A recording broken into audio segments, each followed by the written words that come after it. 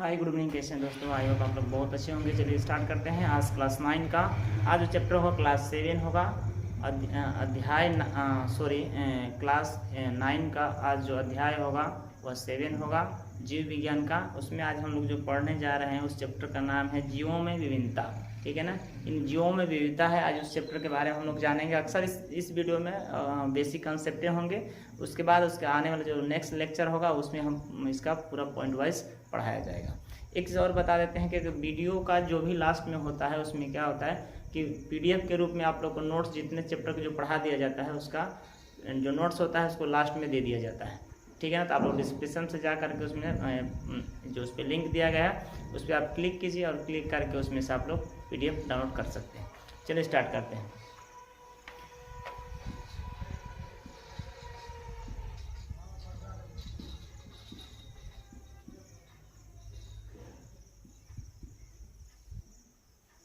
आज जो पढ़ना है जीवों में विविधता। ठीक है ना, जीवों में विविधता के बारे में जानेंगे। सबसे पहले हम ये जानते हैं इसका कंसेप्ट क्या होता है, इस चैप्टर में हमको क्या पढ़ना है उसके बारे में हम लोग अध्ययन करेंगे। ठीक है ना, तो देखिए जीवों का मतलब आप लोग जानते हैं जिनमें क्या होता है। जीव होता है उसे हम जीव कहेंगे। सजीवों में सजीव किसे कहेंगे, जिसमें जीव होता है उसे सजीव कहते हैं। तो बाकी दोनों बात एक ही है। अब इसमें इसका विविधता का अर्थ क्या होता है, तो विविधता का अर्थ ये होता है अंतर। ठीक है ना, इसको हम अंतर कहें क्योंकि वैसे जीवों के बारे में अध्ययन करना है कि जीव तो सब एक ही, लेकिन सब में क्या क्या अंतर है, किस किस जगह पर उनको बांट सकते हैं, किस किस आधार पर बांट सकते हैं, इसी के बारे में हमको इस चैप्टर में क्या करना है, अध्ययन करना है। तो सबसे पहले इसमें कुछ बेसिक कंसेप्ट के बारे में अगर ये देखा जाए तो इसमें बेसिक कंसेप्ट ये था कि मान लीजिए अगर यदि किसी जीव को हम बांटते हैं तो किसके आधार पर बांटेंगे। मान लीजिए अगर यदि किसी जीव को हम बांटते हैं तो बांटने का कोई तो आधार चाहिए, किस जीव को बांट सकते हैं। अगर नहीं बांटेंगे तो उसको हम पहचान नहीं सकते हैं। किसी भी जीव को जानने के लिए उसको वर्गीकरण करना आवश्यक है। ये है, बिना आवश्यक अगर नहीं होता तो हम उसको वर्गीकरण नहीं कर सकते। जैसे सपोज मानिए कि एग्जाम्पल दे रहे हैं, मान लीजिए हम यहाँ पर पढ़ रहे हैं तो अगर यदि जितना सब्जेक्ट है वो सबको एक साथ यदि पढ़ाया जाए, एक साथ ही रख करके पढ़ाया जाए तो क्या आप उसमें आप लोग समझ पाएंगे, नहीं समझ पाएंगे। तो यही फर्क होता है कि जीवों को अलग अलग बांटा गया ताकि जीवों के बारे में अलग अलग अध्ययन हम कर पाएंगे। यह कौन सा जीव है नहीं पता, वह कौन सा जीव है नहीं पता, लेकिन जैसे उसके जाति वर्ग वंश में बांट देंगे तो उसको हम पहचान सकते हैं, उसका नाम भी जान सकते हैं कि वह जीव इस कैटेगरी में रहने वाला है। अब जैसे समझिएगा कि मान लीजिए कि एक गाय है, क्या है, गाय है। तो इस गाय को हम जानते हैं कि गाय है और इसी की जगह पे क्या है, एक भैंस है।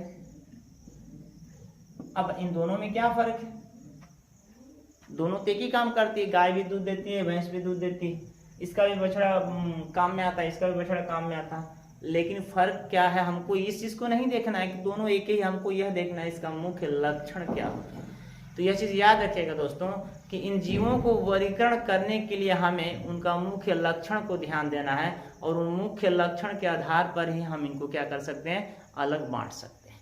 तो जैसे हम जानते हैं कि गाय क्या है, गौ माता है, इसको हम पूजते हैं, यानी पूजा करते हैं, लेकिन इसको हम नहीं करते हैं, इसको पूजा हम नहीं करते हैं। ठीक है ना, इसका जो दूध होता है मंदिरों में चढ़ाया जाता है, पूजा में लगाया, लेकिन इसका जो दूध होता है कहीं चढ़ाया नहीं जाता क्योंकि इसका जो लक्षण है यह अच्छा नहीं है, यानी ये सबसे निम्न श्रेणी की है, ये सबसे उच्च श्रेणी की है। ठीक है ना, इसको हम क्या करेंगे, उच्च श्रेणी, और ये सबसे क्या है, नीच श्रेणी। तो इसी के आधार पर हम इसको क्या करेंगे, इसके लक्षण को हम क्या कि इसको बांट दें, क्योंकि लक्षण के हिसाब से हम इसको बांटेंगे तो इसका हम चयन कर सकते हैं और इसको हम जान सकते हैं। तो बस दोस्तों इसी के बारे में पूरा चैप्टर अध्ययन करना है, कौन से जीव को कौन से लक्षण होते हैं और किसके आधार पर किस वर्ग में रखा गया है, इसी के बारे में हम लोग को जानना है। तो चलिए आज स्टार्ट करते हैं। और स्टार्ट करने से पहले हम इसको जानते हैं कुछ ऐसे मतलब कि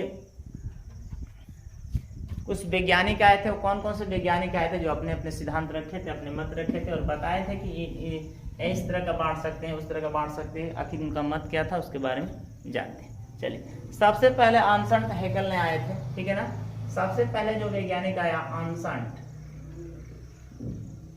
हैकेल। ठीक है ना, इस वैज्ञानिक ने जब आया, ठीक है ना, तो इसने जब आया तो अपने सिद्धांत में रखा कि सब जीवों को एक साथ रख दिया। कितने समय आया था, 1894 में, 1894 में इसका सिद्धांत था कि सभी जीवों को एक साथ रख दिया जाए और तब जाकर क्या अध्ययन किया जाएगा। लेकिन आप बताइए क्या इस तरह का सभी जीवों को एक साथ रख करके अध्ययन किया जा सकता है? नहीं किया जा सकता है। तो उनका सिद्धांत यही था कि अगर यदि हम इनको एक साथ रख देते हैं, जितने जीव हैं प्लांटी से लेकर के या एनिमिलिया जो भी जीव आते हैं उनकी श्रेणी में, उन सबको एक साथ रख करके अध्ययन किया जा सकता है। लेकिन इनके सिद्धांत को इस तरह बरकरार न रखकर इनके सिद्धांत को गलत ठहरा दिया गया, क्योंकि इस तरह का कभी अध्ययन किया नहीं जा सकता है। उसके बाद से रॉबर्ट विक्टियर आए, ठीक है ना। उसके बाद क्या है, रॉबर्ट नेक्स्ट जब आए, रॉबर्ट विक्टियर को हम बाद में समझ लेते हैं, पहले नेक्स्ट में कार्ल बॉस को समझते हैं।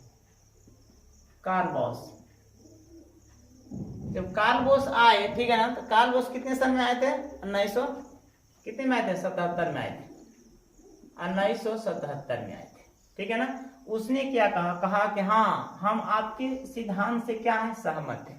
यानी आंसर्ट हेकेल के सिद्धांत से इन्होंने क्या किया, अपने सिद्धांत को सर्वोपरि माना। कहा कि हम आपके सिद्धांत से सर्वोपरि, मतलब कि हम मतलब मिलते जुलते हैं और आपके सिद्धांत को हम मानते हैं कि हाँ, आपका सिद्धांत जो है वह एक सही दिशा में है और इसको हमें मानना चाहिए, उसने यह कहा। लेकिन उन्होंने भी कुछ हद तक इन सिद्धांतों को नहीं मान रहे थे, क्योंकि उनका भी सोचना था कि अगर एक साथ सभी जीवों का अध्ययन किया जा सकता है और उसमें प्लांटी भी है, प्लांट को भी सब एक, प्लांट और जानवर सबको एक साथ मिलाकर अध्ययन किया जा सकता है, तो यह गड़बड़ हो जाएगा, यानी मुश्किल हो जाएगा, कभी इसके बारे में हम अध्ययन नहीं कर सकते हैं।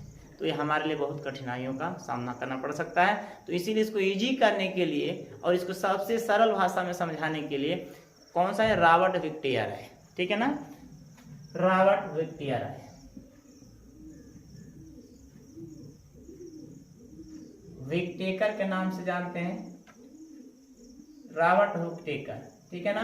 इन्होंने 1969 में आए, अपना सिद्धांत क्या है, इनका सिद्धांत जो था 1969 का था, लेकिन इनसे पहले ये कार्ल बॉस थे, अपने सिद्धांत को पारित किया था। लेकिन इनका सिद्धांत जब सही नहीं था तो इनके सिद्धांत को माना नहीं गया था। लेकिन जैसे रॉबर्ट विक्टेकर ने आए तो इन्होंने अपने सिद्धांत में क्या कहा कि नहीं, इस तरह का नहीं हो सकता है, सभी जीवों को हम एक अलग अलग लक्षण के हिसाब से उनको क्या करेंगे, वर्गीकृत करेंगे और उनको बांटेंगे, तब जा करके उसके बारे में हम अध्ययन करेंगे।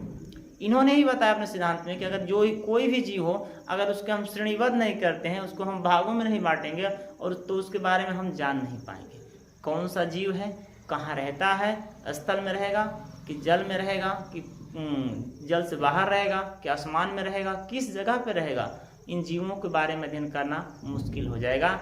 लेकिन जब तक इसको हम नहीं बांटते हैं तब तक, और जैसे हम बांट देंगे तो इन जीवों के बारे में अध्ययन करना आसान हो जाएगा।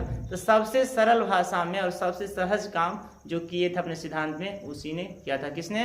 रॉबर्ट विक्टेकर ने ही बांटे थे, और उन्हीं को उसने क्या नाम दिया था, किंगडम्स के नाम से दिए थे, यानी किंगडम्स नाम दिए, यानी 5 वर्गों में उन्होंने क्या किया था, बांट दिया। जीवों को 5 वर्गों में बांट दिए, ठीक है ना। वह जीव कौन कौन से हैं दोस्तों, यहाँ पर हम नाम नोट कर देते हैं, आप लोग देख लीजिएगा, ठीक है ना। सबसे पहले जीवों को बांटने वाला, यहाँ प्रश्न एक पूछता है कि जीवों को 5 वर्गों में बांटने वाला कौन सा वैज्ञानिक था, तो आप लोग याद रखिएगा, रॉबर्ट विक्टेकर बांटे थे। किसने बांटा था? रॉबर्ट विक्टेकर ने बांटे थे 1669 में, ठीक है ना। सबसे पहला मोनेरा, सबसे जो पहला होता है कौन सा होगा, मोनेरा। उसके बाद से प्रोटिस्टा,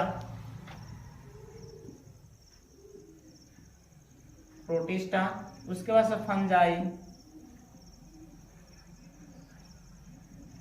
ठीक है ना। उसके बाद कौन सा था, फंजाई। उसके बाद से कौन सा था, प्लांटी आएगा, ठीक है ना। उसके बाद से एनिमेलिया आएगा। कौन सा आएगा, एनिमेलिया।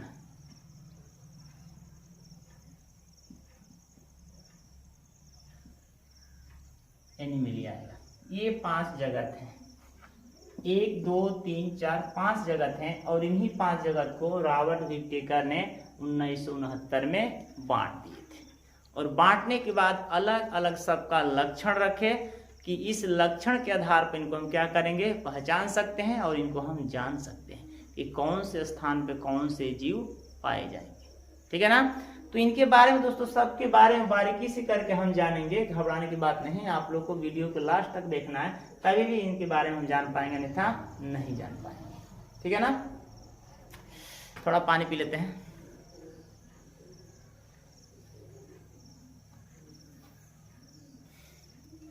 चलिए आज स्टार्ट करते हैं। अब एक एक के बारे में हम क्या करेंगे, विस्तार से जानते हैं। सबसे पहले मोनेरा के बारे में जानेंगे।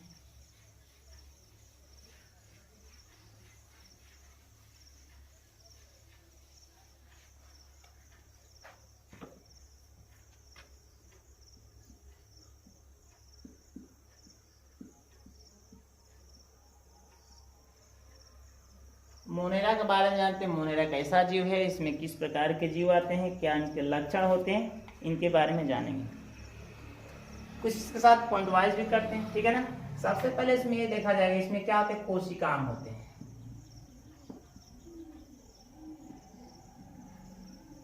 इसमें क्या कोशिकांग पाए जाते हैं, यानी इसमें जो जीव आएंगे वो छोटे आएंगे, ठीक है ना। लेकिन इसमें जो कोशिका जो होता है, कोशिका अंग होता है, वो इसमें विकसित होता है। कोशिकांग इसमें पाए जाते हैं। इनका शरीर जो विकसित होता है, इन्हें अविकसित के रूप में मतलब दिखाई देते हैं। पूर्ण रूप से इनका शरीर क्या होता है, विकसित नहीं होता है। और ये छोटे जीव में मतलब कि आते हैं, ठीक है ना। या एक कोशीय या बहुकोशीय भी हो सकते हैं। अक्सर इसमें जीव वही आते हैं जो बहुकोशीय होते हैं, ठीक है, जिसको यूकेरियोटिक के नाम से जानते हैं।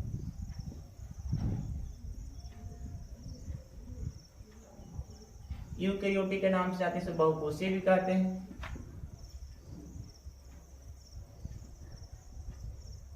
इसे बहुकोशीय के नाम से भी जानते हैं। तो बहुकोशीय का मतलब दोस्तों आप लोग जानते हैं कि शरीर में एक कोशिका नहीं होती, कम से कम कई लाखों कोशिकाओं मिल करके इनका शरीर का गठन होता है। तो उसे हम क्या कहेंगे, बहुकोशियों के नाम से जानते हैं। इनमें एक चीज और देखा जाता है कि कोशिका भित्ति भी पाई जाती है। इनके शरीर के ऊपर एक लेयर जो होता है, कोशिका झिल्ली के बाद जो लेयर होता है, उसे हम कोशिका भित्ति के नाम से जानते हैं। और वह कोशिका भित्ति का काम क्या है, सुरक्षा प्रदान करना। इन लोगों में एक मोटी परत होती है जिसे हम कोशिका भित्ति के नाम से जानते हैं।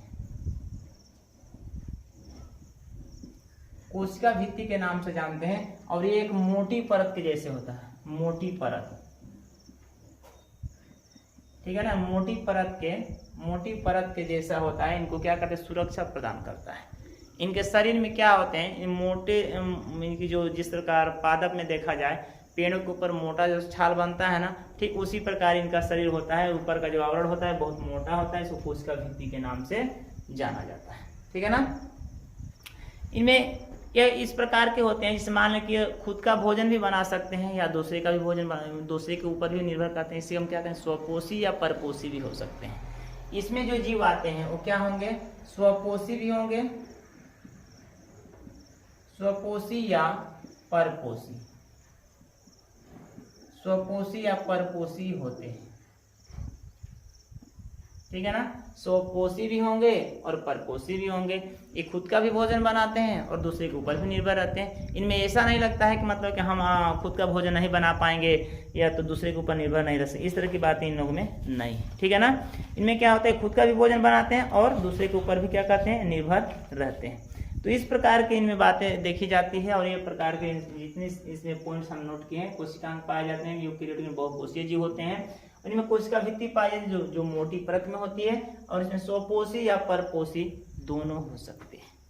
अब दोस्तों इसका अगर यदि देखा जाए तो कुछ एग्जाम्पल देख लेते हैं कि एग्जाम्पल में कौन कौन हो सकते हैं। जैसे पहला है जीवाणु, ठीक है ना, जीवाणु हो जाएगा। उसके बाद नीलहरित हो जाएगा, ठीक है ना।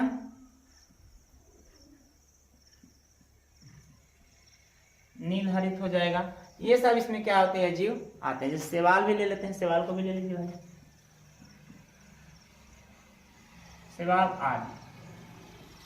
आदि ले लेते हैं। जैसे आप लोग जानते हैं शैवाल भी इसी आकार का होता है, ठीक है ना। शैवाल भी इसी आकार का होगा। बैक्टीरिया का आप लोग देखते हैं, नीलहरित को देखते हैं, नीला कलर का होता है। शैवाल आप लोग देख ही रहे। ये सारे जीव कहाँ पाए जाते हैं, जल में पाए जाते हैं। तो हम इसको क्या लिख सकते हैं, ये जलीय जीव है। क्या है, जलीय जीव, जल में पाए जाते हैं। शैवाल जल में ही पाया जाता है, नीलहरित जल में ही पाया जाता है। जीवाणु शरीर के अंदर भी पाया जाता है। तो शरीर के अंदर रहता है तो कहाँ रहे, कोशिका में रहता है, या कहीं मान लीजिए कि छोटी याद बड़ी याद या कहीं भी रह सकता है, ठीक है ना। तो ये लेकिन ये क्या रहते हैं, इसको मतलब हम इसको नहीं कर सकते, लेकिन इसको हम कर सकते हैं, जल में रहते हैं। तो जीवाणु का जो चित्र होता है आप लोग देखेंगे कुछ इस आकार का होता है। जीवाणु कुछ चित्र इस आकार का होता है। उतना बढ़िया नहीं बना दोस्तों, लेकिन फिर भी मतलब समझने के लिए काफी है, ठीक है ना। इसमें क्या होते हैं, कुछ इस प्रकार की रेखाएं निकली हुई रहती हैं, ठीक है ना। ये क्या है, बैक्टीरिया का चित्र, इसी आकार का क्या रहते हैं, बैक्टीरिया रहते हैं। अब इसमें जो होता है कुछ इस प्रकार का इसमें बना रहता है, जो इनका जो केंद्रक होता है सो विकसित नहीं होता, यानी इसी तरह का मतलब इनके बीच में देखने को मिलता है, ठीक है ना। तो इस प्रकार का बैक्टीरिया का चित्र होता है। आप लोग बैक्टीरिया यहाँ नहीं, हमने यहाँ पर जीवाणु जिसको कहा जाता है, ठीक है ना। बैक्टीरिया का हमने यहाँ पर चित्र बना दिया है। बस इसको आप लोग देखिए, समझ सिंपल से हमने बनाया ताकि आप लोग को समझ में आ जाएगा। किताब में और भी एनसीईआरटी बुक में दिया गया है, आप लोग चाहे इसका एग्जांपल ले सकते हैं। चलिए, तो आई होप कि चीज समझ में आ गया। चलिए अब आगे बढ़ते हैं, अगला हम देखते हैं अगला क्या है।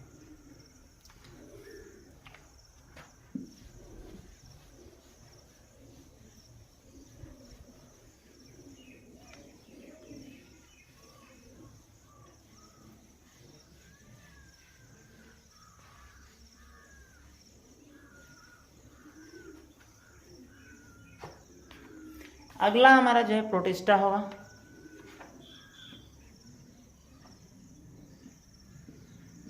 अगला जो हमारा 2 नंबर होगा वो क्या होगा, प्रोटिस्टा है। प्रोटिस्टा के बारे में जानते हैं, कैसा जीव है इसके बारे में कुछ जान लेंगे। इसमें जो जीव आएंगे वो कौन से जीव होंगे, यूकेरियोटिक, ठीक है ना। एक कोशीय या यूकेरियोटिक होंगे, ठीक है ना। एक कोशीय प्लस यूकेरियोटिक,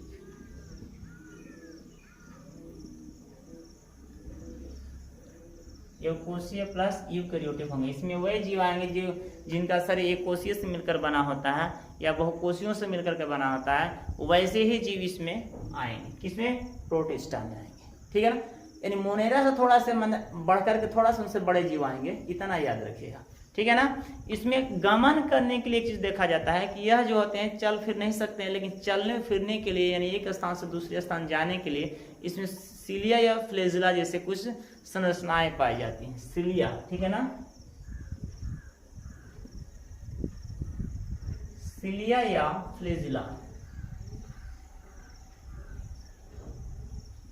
सिलिया या फ्लेजिला जैसे कुछ इनमें रोम पाए जाते हैं जो क्या होते हैं, चलने के लिए कार्य करते हैं,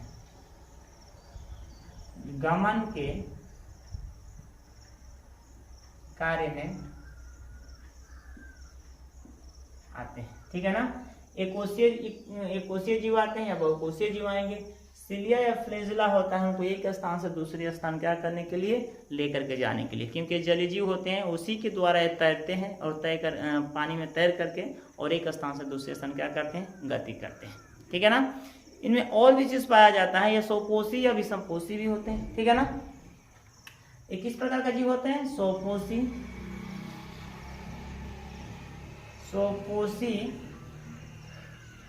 और विषमपोषी।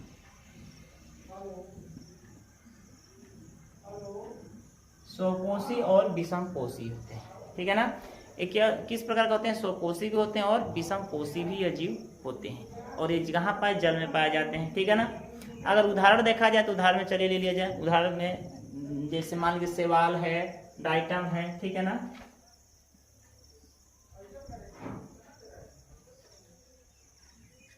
शैवाल, डाइटम है, ठीक है ना। शैवाल हो जाएगा, डाइटम हो जाएगा, प्रोटोजोआ हो जाएगा, ठीक है ना। अमीबा होगा, यूग्लिना होगा, ठीक है ना। शैवाल हो गया, डाइटम हो गया, अमीबा हो गया, यूग्लिना हो गया, ठीक है ना। उसका प्रोटोजोआ हो जाएगा,